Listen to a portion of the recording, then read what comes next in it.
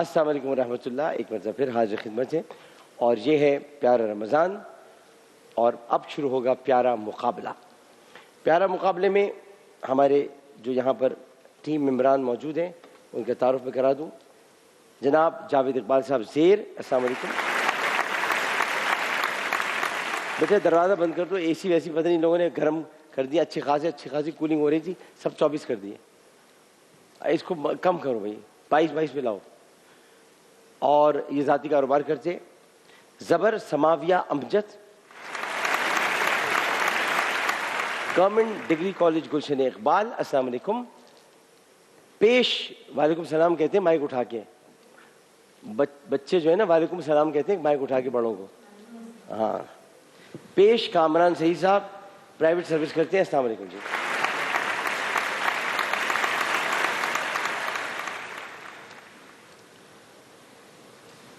جنگ بدر میں گرمی ہو رہی ہے نا, یہ لوگ کر کے چلے گئے اسی کا. یار یہ زیادتی یار, مجھے سب نے کروایا ہے. آج چلو ٹھیک. غزوہ بدر میں عبرتناک شکست کے بعد کفار مکہ اپنے زخم چاٹنے میں مصروف تھے. قریشی سردار عمیر بن وہب بھی ان میں سے ایک تھا جس کے کئی رشتہ دار غزوہ بدر میں مارے گئے. اس کا بیٹا مسلمانوں کی قید میں تھا. ایک روز وہ اور صفوان بن امیہ حجر اسود کے قریب بیٹھے مقتولین بدر کو یاد کر رہے تھے. اچھا کیسے کراؤ گے, تمہارا آدمی آ رہا ہے پکڑنے کے لیے, یہ بتاؤ. میں تو ذہن میں اٹک جاتی ہے بات, کراؤ گے سر, وہ ریموٹ ہی نہیں ہے کسی کے پاس. بھائی بتاؤ معیز, تم اندر کون ہے, داڑھی والے کون ہے؟ نہیں کہا پہلے کروائے. ہاں کروا نہیں رہا, ہمیں بولتے کروا رہے ہیں, نہیں کروا نہیں رہا. اچھا اس کے بعد کیا ہوا کہ صفوان بن امیہ حجر اسود کے قریب بیٹھے مقتولین کو یاد کر کے, ادھر آؤ ادھر یہ والے پہلے کرو. ہاں تو صفوان نے کہا خدا کی قسم جو لوگ بدر میں مارے گئے ان کے بعد زندگی کا کوئی لطف باقی نہیں رہا. بیٹا ریموٹ مجھے دے دو, ادھر کیا اپنے لیے کیوں کیا رہے تو ادھر دو. لا, یہ صفوان نے کہا, بات غور سے سنتے ہیں نا. صفوان نے کہا یہ تو ریموٹ ہی بند کیا ہوا ہے, دیکھو نا کیسے چلاک لوگ ہیں.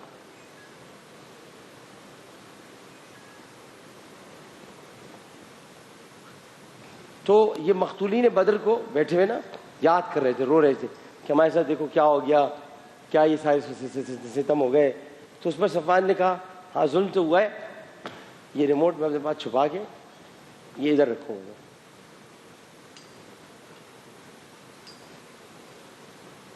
بڑے کرنے پڑتے ہیں کام یہ. اچھا جی, تو انہوں نے کہا, عمیر نے کہا تم بالکل سچ کہتے ہو, اگر مجھ پر قرض نہ ہوتا اور مجھے اپنے بچوں کا خیال نہ ہوتا تو میں گھوڑے پر سوار ہو کر سیدھا مدینے جاتا اور معاذ اللہ ثم معاذ اللہ نعوذ باللہ علیہ باللہ میں محمد صلی اللہ علیہ وسلم کو قتل کراتا. میرا بیٹا بھی ان کی قید میں. صفوان نے کہا کہ تم قرض اور بچوں کی فکر مت کرو, اس کا ذمہ دار میں ہوں. اور صفوان کا یہ جو مشورہ تھا عمیر کو اچھا لگا.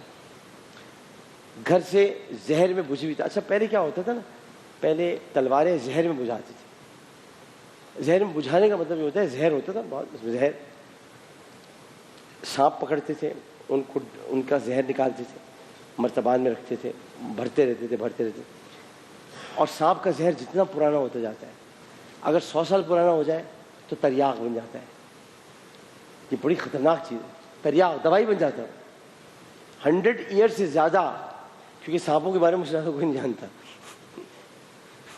آپ سمجھ رہے ہیں, سانپوں کا اگر 100 سال کے بعد ان کے زہر کو آپ استعمال کرنے کی کوشش کریں گے وہ میڈیسن بن جائے گا.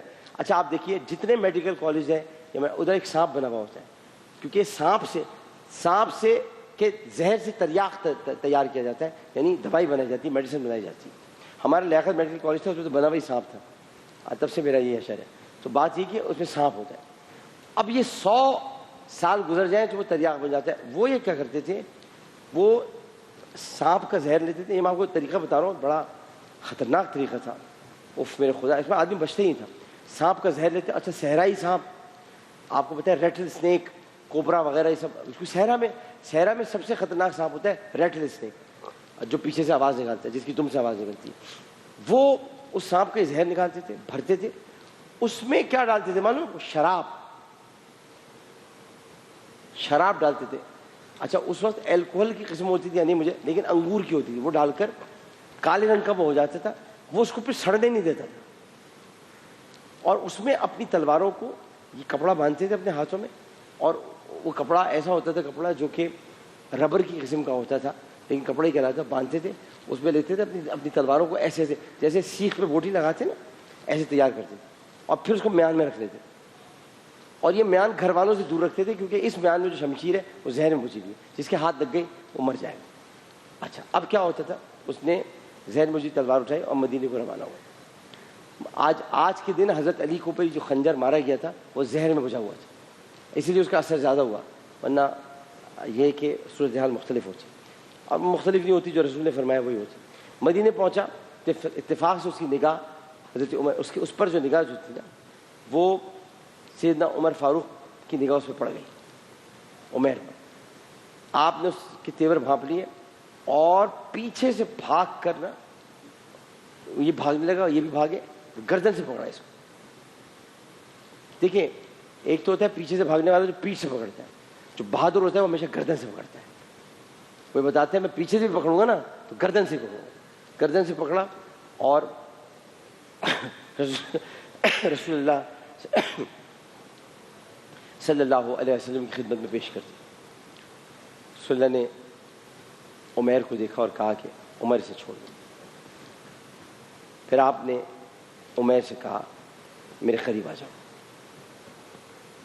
قریب آیا تو نبی کریم صلی اللہ علیہ وسلم نے دریافت کیا, سچ سچ بتاؤ کس ارادے سے آئے, ارادہ کیا ہے تمہارا؟ اس نے کہا کہ میں اپنے بیٹے کو چھڑانے آیا ہوں. آپ صلی اللہ علیہ وسلم نے پوچھا پھر یہ گردن میں تلوار کیوں لٹکائی تھی؟ جب آپ زہر میں بجھی ہوئی تلوار نیام سے نکال لیتے تو گردن میں لٹکاتے, کیونکہ اب شمشیر میں دوبارہ جائے گی تو زہر ختم ہو جائے گا. تو عمیر نے کہا کہ آخر تلواریں بدر میں کس کام آئیں؟ آخر تلواریں بدر میں کس کام آئیں؟ کہ ان تلواروں نے جنگ بدر میں ہماری کوئی مدد کی نہیں کی نا. اس پر آپ صلی اللہ علیہ وسلم نے ارشاد فرمایا تم جھوٹ بولتے ہو, تم جھوٹ بولتے ہو. تم صفوان کے ساتھ کہ حجر اسود کے پاس نہیں بیٹھے تھے؟ خطاطی میں چھوڑ دو.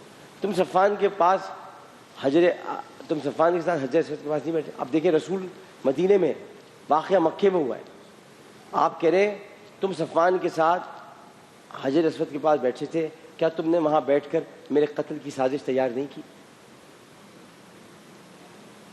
ذرا ایک شعر تو پڑھے تھے, حضور جانتے ہیں.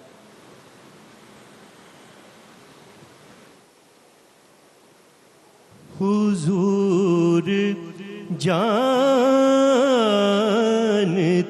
ہیں حدود طائر سدرا, حضور جانتے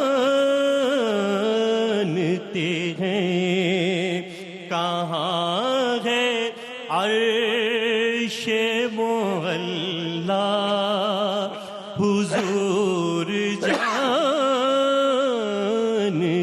ہیں. آپ نے کہا شکریہ. پھر آپ نے کہا کیا صفوان بن امیہ نے تمہارا قرض اپنے ذمہ نہیں دیا؟ عمیر نے کہا ہاں دیا. کیا اس نے تمہارے اہل و عیال کی دیکھ بھال کا وعدہ نہیں کیا؟ ہاں کیا. کیا تم مجھے قتل کرنے نہیں آئے تھے؟ ہاں آیا تھا. کیا تمہارے اور میرے درمیان یہ بات کسی اور نے سنی؟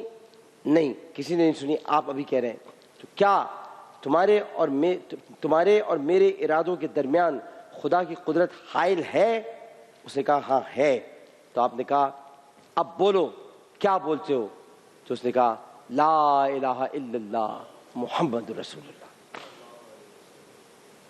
کہاں قتل کرنے گیا تھا, کہاں صحابی بن گئے ہیں. قتل کرنے گئے تھے, صحابی بن گئے. اور جس نے بھیجا وہ بھی بعد میں صحابی بن گئے. صفوان بن امیہ بھی بعد میں صحابی بن گئے. تو عمیر آخری وقت تک کہتے رہے، پھر جنگ میں شہید ہو گئے، کہتے رہے کہ بخدا رسول اللہ نے جب مجھے اسلام کی طرف بلایا، جو خبر میرے پاس تھی وہ صفوان کے سوا کسی کے پاس نہیں تھی، لہٰذا محمد کا خدا سچا ہے، وہ محمد کو خبریں بتاتا ہے، محمد کو خبریں بتاتا ہے. تو رسول اللہ پہ جتنا بھی علم ہے وہ اللہ کی عطا سے، اللہ تعالیٰ وہی فرماتے ہیں تو علم پہنچتا ہے. تو یہ تو ہو گیا، آپ نے سمجھ لیا ہوگا جو میں نے بات کی ہے. اب پہلا سوال زیر سے، عمیر بن وہب رضی اللہ تعالیٰ عنہ وہ مدینے سے اب واپس جا رہے ہیں مکہ، اسلام قبول کر لیا ہے. مکے پہنچ کر سب سے پہلی کون سی خدمت انہوں نے سر انجام دی؟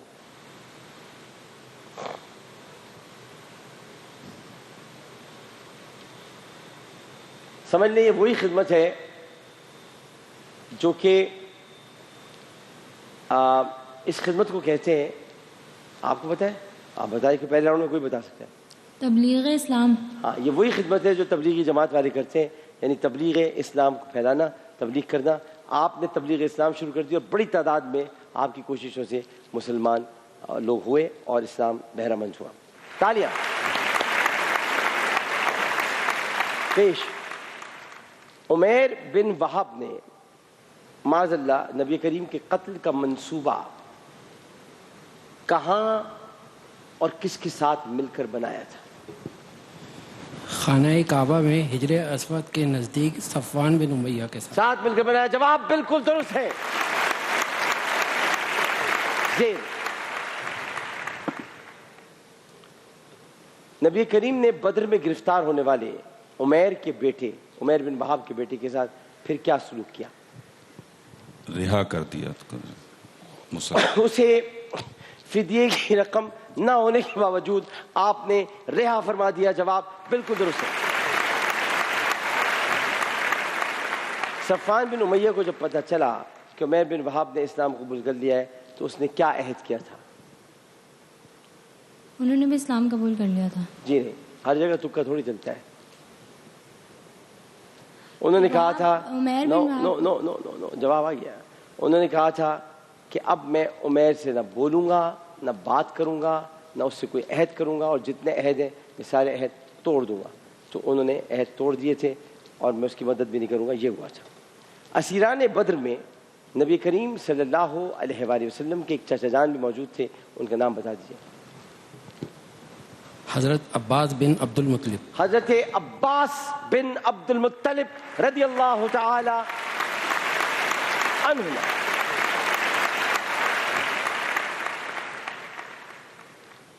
چلیں جی آ جاتے دوسرے راؤنڈ. اشاروں. سجاد، شہربانو، اسیر، زید بن علی، شخصیت کا نام بتائیے. میں کووڈ میں تھا، جب میں کووڈ میں تھا 5 مہینے ہو گئے ہوں گے، میری 43 سیچوریشن رہ گئی تھی، بہت طبیعت خراب تھی.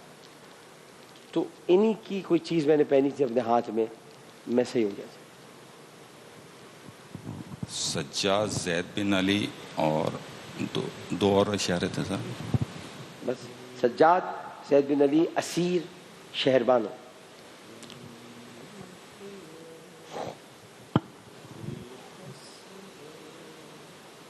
زید بن علی ان کے بیٹے کا نام ہے.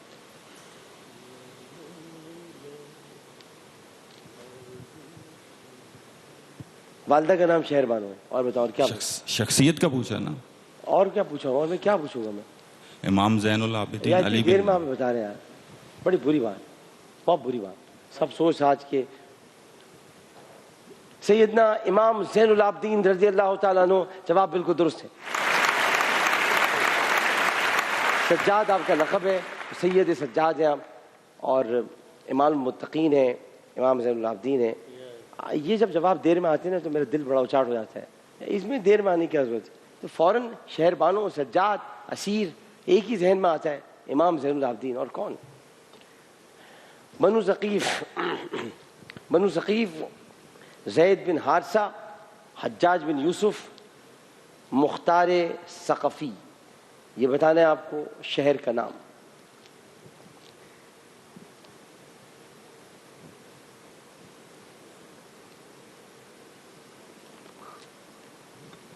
بہت ٹھنڈا شہر ہے. کہاں ہے عرش معلا حضور جانتے ہیں. مدینہ، طائف. طائف جواب درست ہے. بنو ثقیف طائف کا قدیم قبیلہ ہے. زید بن حارثہ رضی اللہ تعالیٰ عنہ سفر طائف میں آپ کے ساتھ تھے، اور حجاج بن یوسف اور مختار ثقفی کا آبائی شہر ہے. اشاروں کی مدد سے علمی شخصیت کا نام بتائیے گا. اطلاعات و نشریات، جماعت اسلامی، بھٹو کی کابینہ، ہفت روزہ شہاب. مولانا کوثر نیازی. مولانا کوثر نیازی. بہت قابل ہے. جتنا دیا سرکار نے مجھ مولانا کوثر کو نیازی. اتنی میری اوقات نہیں، یہ تو کرم ہے ان کا ورنہ یہ تو کرم، یہ نہیں سکھایا تھا آپ نے. یہ تو یہ آپ نے مجھے نہیں سکھایا تھا. یہ سکھائی آپ نے مجھے نعت، لیکن یہ نہیں سکھایا آپ نے. یہ جو بیچ میں جگہ لگائی آپ. یہ تو کرم ہے ان کا ورنہ مجھ میں تو ایسی بات نہیں. غور تو کر سرکار کی تجھ پر کیسی خاص عنایت ہے. غور تو کر سرکار کی تجھ پر کیسی خاص عنایت ہے. کوثر تو ہے ان کا ثنا خواں، یہ معمولی بات نہیں. جتنا دیا یہ معمولی بات نہیں. سرکار. یار مصرع دیکھیں آپ ہیں. کوثر تو ہے ثنا خواں، اللہ تعالیٰ مغفرت فرمائے. یہ معمولی بات نہیں ہے. اچھا جی، اب اشاروں کی مدد سے خاتون کا نام آپ نے بتانا ہے. سلطان شمس الدین التتمش. التمش نہیں، التتمش.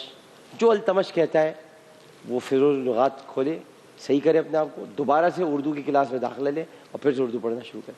سلطان شمس الدین التتمش، جنگجویانہ فطرت، سلطنت دہلی، آخری اشارہ یاقوت.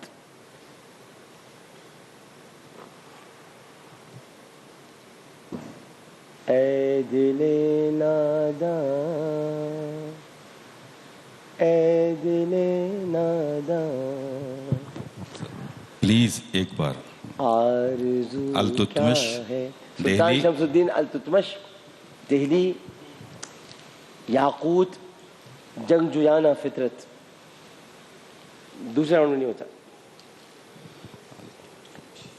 اے دل ناداں، اے دل بہادر شاہ ظفر. ہے. اتنا پیارا گانا میں آپ کو گا رہا ہوں، یہ اس فلم کا گانا ہے، رضیہ سلطانہ. آرزو کیا ہے، جستجو کیا ہے. زبر. اشاروں کی وجہ سے جنگ کا نام بتائیے. خلافت صدیقی، خالد بن ولید رضی اللہ تعالی عنہ، حفاظ کرام، مسیلمہ جنگ کذاب. موتا. جنگ یمامہ. تالیاں کہیں چلی گئی. کیا بولے تم نے؟ ہاں جبھی تو تالیاں ایک دم غائب ہوئی ہیں. پڑھی تمہاری تو اچھا تم نے تالیاں کی کیسے غائب کی؟ فرض کر میں دوبارہ بول رہا ہوں، اب تم غائب کرنا. ہاں جنگ یمامہ، جنگ یمامہ تھی، مسیلمہ کذاب کے ختم کیا ہے آپ نے. کیسے آپ نے اتنا امپورٹنٹ چیز آپ نے، یعنی آپ نے جنگ موتا کہہ دیا، حفاظ کرام، خلافت صدیقی، اور آخری اشارہ تھا مسیلمہ کذاب. موتا سے کیا تعلق مسیلمہ کذاب کا؟ مسیلمہ کا کیا تعلق کمینے کا موتا سے؟ آ جائے جی، اشاروں کی مدد سے ملک کا نام بتائیے.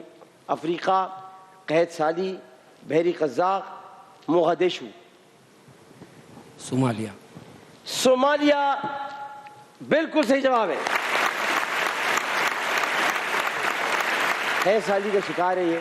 اور سب سے بڑی بات ہے کہ بحری قزاق یہاں پر عام ہے. پائرٹس آف دی کیریبین جن کو کہا جاتا ہے یہیں پر ہوتے ہیں. اور آ جائیے تیسرا اور آخری راؤنڈ. تو یہ جو ہم راؤنڈ اب آپ سے کرنے کے لیے جا رہے ہیں، دیکھیں اس میں فیصلہ ہونا ہے. تو ہم اس فیصلے کی طرف بڑھنے سے پہلے ایک وقفہ لیں گے. وقفے کے بعد جب ہم حاضر ہوں گے تو یہ راؤنڈ بوجھو تو جانے آپ کے پاس ہوگا. 3 سوال کا موقع ہے. ٹھیک ہے، وقفہ.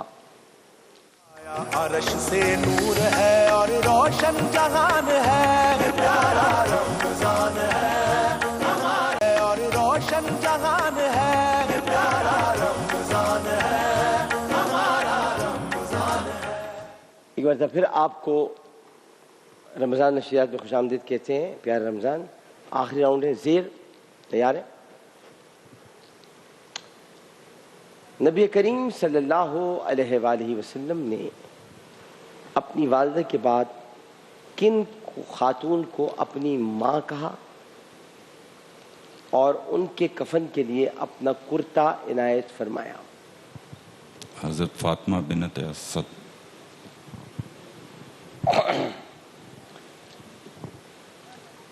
حضرت علی کرم اللہ وجہ الکریم کی والدہ حضرت فاطمہ الزہرا ابیہ و علیہ افضل الصلاۃ والسلام کی خوش دامن، حضرت ابو طالب کی اہلیہ، اسد قبیلے کی باعزت خاتون حضرت فاطمہ بنت اسد رضی اللہ تعالی عنہا.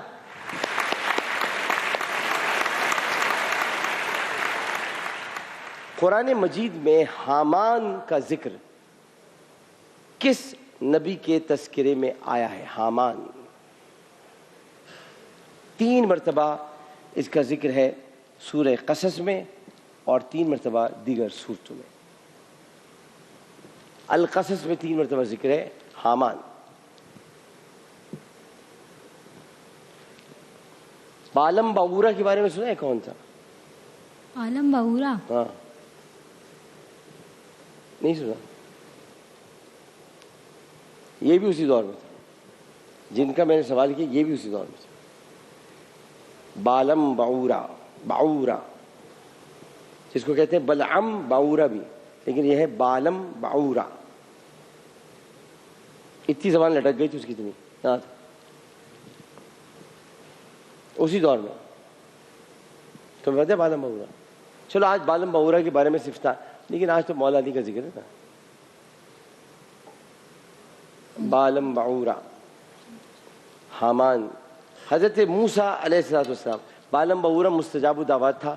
اللہ تعالیٰ نے اسے یہ عزت دی تھی کہ وہ جس کے لیے دعا کرتا تھا وہ رہتے. پھر اس نے جھوٹے کام کرنے شروع کیے، گندی دعائیں کرنی شروع کی. اس کی زبان لٹک کے یہاں تک آ گئی تھی. زمین سے ٹکراتی تھی اس کی زبان، دعا نہیں کر پاتا تھا. زبان اٹھانے کی کوشش کرتا تھا، زمین تلٹ جاتی. تو اللہ تعالیٰ جس کو مستجاب الدعوات بنائے وہ اچھی دعائیں کرے، بری باتیں، بری بد دعائیں اور یہ سب چیزیں، یہ سب بری چیزیں. بد دعائیں تو بری چیزیں ہیں، لیکن بری باتیں اور سب چیزیں. بیت المقدس یا بیت المقدس دونوں صحیح ہیں. ایک نہایت قدیم شہر ہے. اس کا ذکر سابق انبیاء کے تذکروں میں ملتا ہے. بتائیے عبرانی زبان میں بیت المقدس یا بیت المقدس اس کو کس نام سے پکارا گیا؟ عبرانی زبان میں یروشلم. یروشلم جواب بالکل درست ہے.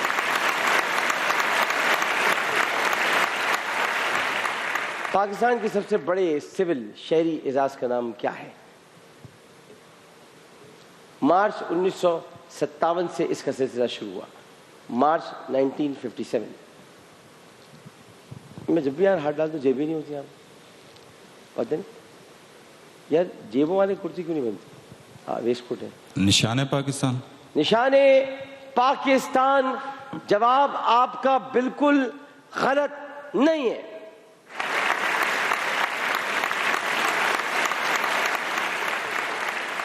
پاکستان نے ہاکی کا عالمی کپ آخری مرتبہ کس سن میں جیتا تھا؟ بس یہ بتا سکتا ہوں آپ کو, شہباز سینئر کی قیادت تھی.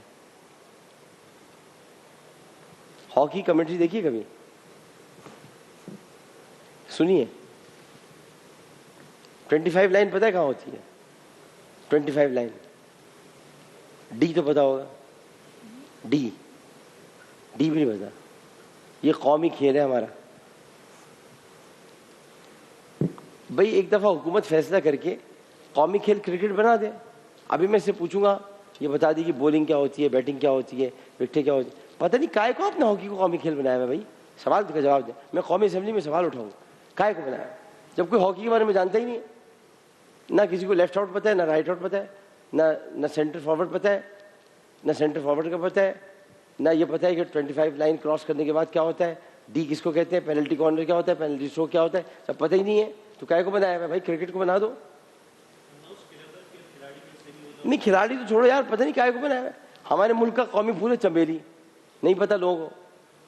شادیوں میں سب گلاب دیے جا رہے ہیں, گلاب دیے جا رہے ہیں, گلاب دیے جا رہے ہیں, اور قومی پھول ہے چمیلی. چمیلی لیے ایک آدمی کھڑا ہے, میں ہوں قومی آدمی, لے لو چمیلی. مطلب کیوں ہے ایسا بھائی؟ آپ چینج کر دیں, کیا ہو گیا؟ کوئی یہ کیا آیات اتری ہیں معاذ اللہ, کیا حدیث میں ہے کہ قومی پھول چمیلی رہے گا؟ بھائی پھول زیادہ استعمال ہو رہا ہے, گلاب کر دیں. نہیں میں اٹھاؤں گا قومی اسمبلی میں مسئلہ اٹھاؤں گا, میں یہ کروں گا. 1994 فائنل میں ہالینڈ کو شکست دی تھی. اس کے بعد سے ہم لوگوں نے کوئی بڑا اعزاز حاصل نہیں کیا, صرف ہاکی کھیل رہے ہیں ہم بس. ایک دوسرے کو ہاکیاں مارتے ہیں یا ہاکی کھیل رہے ہیں. ہاکی کی جو حالت کر کے رکھی ہوئی ہے, بڑا برا کیا آپ لوگوں نے, ظلم کیا ہاکی کے ساتھ, ظلم کیا. ہاکی کے ہم لوگ چیمپئن ہوا کرتے تھے, کیا کیا آپ. 1985 سے 1988 تک پاکستان کے وزیر اعظم کا منصب کس نے سنبھالا؟ جناب محمد خان جنیجو.